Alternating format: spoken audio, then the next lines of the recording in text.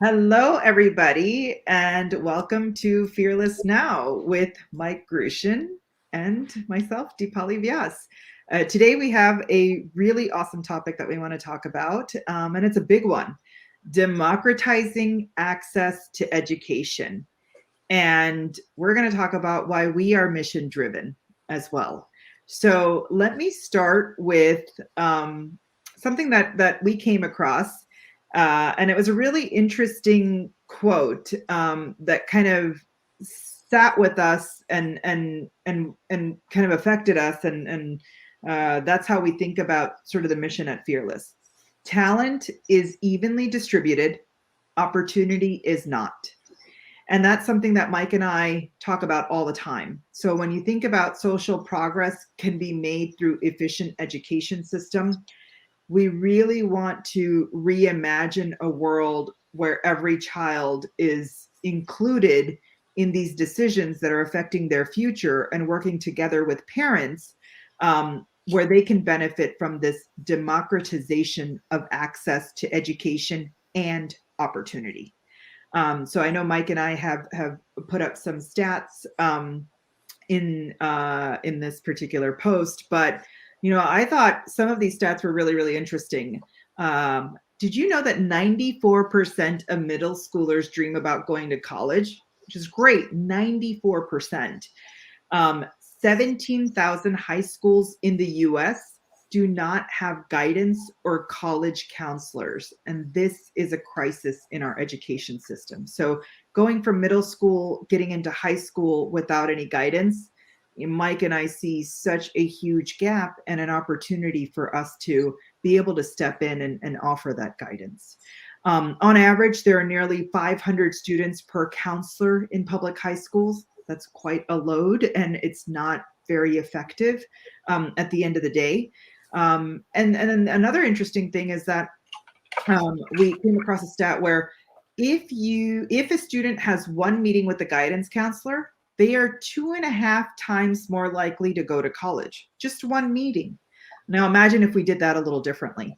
The other thing that we've noticed is that kids think about college pretty late in the game. They start around 11th grade spring semester, and it may be a little too late to sharpen that profile or conduct a lot of due diligence on colleges, or even think about taking a gap year, taking an internship, etc. They're a little too far along. And on average, for every 100 kids in an underserved community, only 20 will graduate and only 3 will go to college. And this is a daunting statistic that Mike and I take very personally and want to take on through Fearless. So Mike, would love your commentary, and I know that we have an article that we've put up, so I'd love for you to kind of go through that as well. So as you guys know, we love sharing personal anecdotes and stories. So this quote of talent is evenly distributed, opportunity is not. I think Deepali and I are very good examples of that, right? So Deepali came from India, I came from Ukraine, and we were able to build quite a bit of professional success and also influence in a positive way, gave jobs, mentorship to many different people along the way, just like we've received mentorship and help as we were growing up. So this comment about talent is evenly distributed. It's not just the most recent development. It's been around forever, right? So we think about that quite a bit, and we do want to offer the knowledge that we have, the knowledge that our experts have to as many teenagers as possible. The other number that we think about is that there are 7.7 billion people, and it's only going to grow. And as of right now, I think the last time I saw the statistic is about 55 to 60% of the world has access to the internet. Right? So there's still a very big chunk, billions of people that don't have access to the internet. That means that they're not taking advantage of the technology, the democratization of access to content. And we believe that this is as amazing of a time for ed tech startups that care about making an impact, to actually start thinking about how they will be delivering content to all this new audience. That if we use Africa as an example, like Africa skipped desktops and laptops and they went directly to mobile phones, right? There is no at-home phones within Africa. It's all mobile connectivity. So a lot of the our thinking, as well as companies like Khan Academy and Duolingo and Coursera, they're always focused on mobile first. Yeah. I would even say that, as we talk about Africa and thinking about, some of the things that China has done in terms of their fight against poverty. And it's really the education in China that's fighting against poverty, basically leaving no one behind. And so they've done a lot in terms of viewing education as a first fundamental step to kind of digging the well. And again, that's the democratization of access and democratization of education. And so they made some really great strides in kind of getting the teacher and the classroom, and whether it's having one teacher in a classroom in a cave, right? That's what they're trying for. And we feel that because of this democratization and technology, it's a really great way for us to think about how educators are making an impact basically on a global scale, right? I mean, at the moment, between 2U and other platforms like that, students have access to these courses. They have personalized assessments and feedback. They have face-to-face interactions with teachers. And what I mean by face-to-face, over Zoom, or sort of personal contact with teachers in that way. Mike mentioned Khan Academy and Duolingo, but just the quality of interactions with teachers have been enhanced with technology, and that kind of feeds into that democratization. The one piece that we thought about a lot in terms of the Fearless platform itself was, how can we democratize not only the access to the content, but opportunity.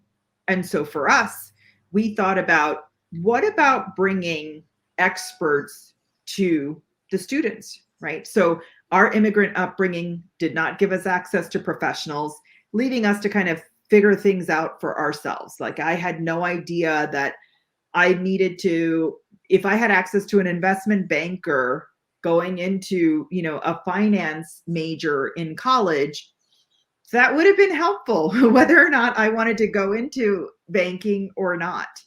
And so we're grateful for all these opportunities. Go ahead, Mike. And I think that's it's something that Deepa and I talk about is quite often together with our friends, is that we have yet to meet anybody who would have said, my guidance counselor was amazing, and the reason why I'm successful now is because of that conversation, right? So it's like we don't necessarily want to discount the benefit that the old educational counselor program brings, because like these people are doing the best that they can given the knowledge that they have. But I just quickly looked up the salaries. Like, the salary of a guidance counselor ranges from $39,000 to $52,000, right? So that's just something to keep in mind. The other thing, if it's okay, like, I'll talk about democratization. So that is something that I know we use that word and it's used in publications. It's not something that I was considering before we started talking about Fearless. So I'm going to show you something. So this comes from one of my favorite entrepreneurs, business people, visionaries, Peter Diamandis. So as he and the team were working on Singularity University, and if you're not familiar with these concepts, highly recommend you guys look into them. So they talk about 6 Ds of exponential organizations. So you probably, if you watched our episodes before, we talked about exponential change that is currently happening. Even like for most people, it's very visible of how quickly the change is now coming in. There are some people like Peter Diamandis and Ray Kurzweil and others that saw that change even 15, 20 years ago. And they started focusing, the Singularity University was born in order to educate companies and nations on what does it mean for them to become exponential organizations. So there are 6 Ds. So first D is making things digital, digitized. And we're not going to get into a lot of detail because I think that's very straightforward, right? It's moving from physical to digital. Then the other one is that the exponential change is somewhat deceptive because of this graph here, right? So linear growth, you can kind of see and predict. With exponential growth, it's kind of slower, but then it really goes up with that hockey stick. Mhm. then the organization to be considered exponential has to be disruptive. So it's Mhm. not just let's continue doing what we've done before. Yeah, go ahead. No, I was just going to say that's the disruption. We understand the value of the education system, particularly as we've been in the education system in the United States as students ourselves.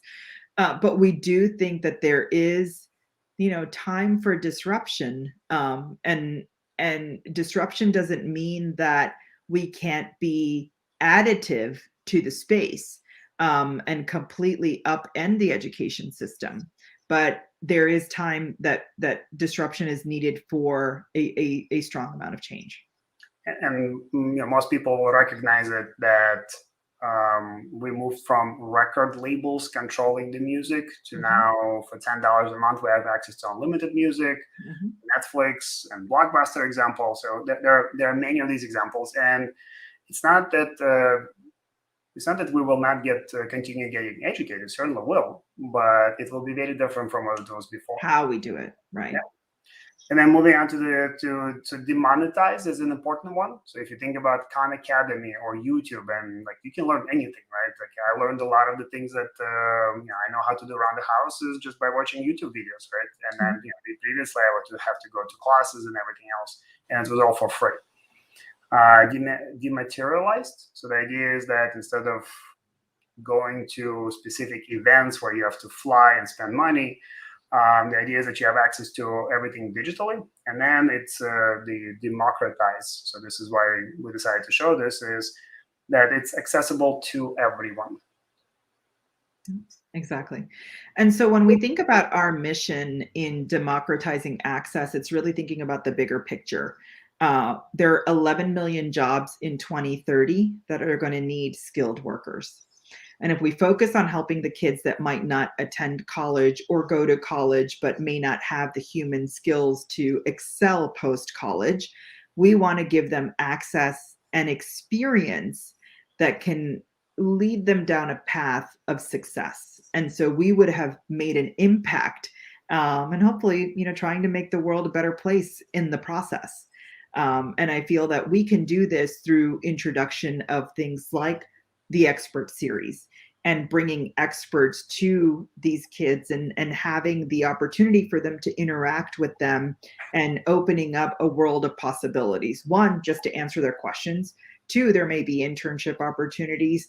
Three, it may be giving these teenagers a glimpse into an industry that they might not have known about, and that they could really, build a career there. Or confirm that that's something that they don't want to do, right? And sometimes mistakes can be really costly. You can end up in a job that you hate, but you need the money, and you end up staying, and it kind of is taking a toll on your mental and sort of career well-being, right? And so just the fact that you have access to individuals that can help you from a mentorship perspective and just from a straight talk perspective, I would have appreciated it. And by the way, Mike talked about having, mentors and business coaches.